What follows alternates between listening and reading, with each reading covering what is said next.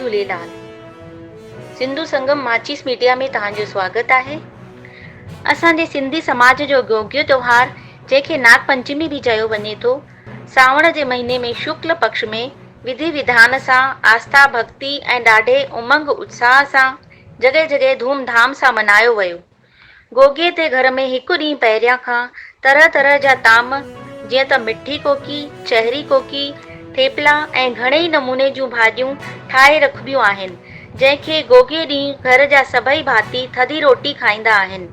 पूज्य सिंधी पंचायत महिला विंग जी श्रीमती सरिता डोडवानी जानकारी ॾींदे ॿुधायऊं कि गोगे ॾींहुं सुबुह जो घर जी जाइफ़ूं मिटीअ जे बर्तन में कचो खीर, खंडु, अटो, गीहु खणी करे पीपल जे वण खे कचो धागो ॿधी ऐं साम्हूं ॻाढ़ो कपिड़ो रखी उन जे मथां मिटीअ जो खीर वारो बर्तन रखिबो आहे।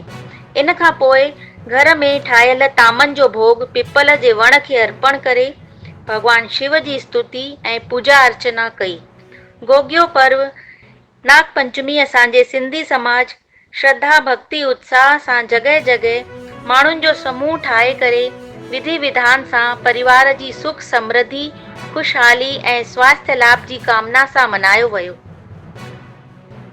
सिंधु संगम माचिस मीडिया जा वीडियो लाइक कयो, शेयर कयो ऐं सब्सक्राइब कयो।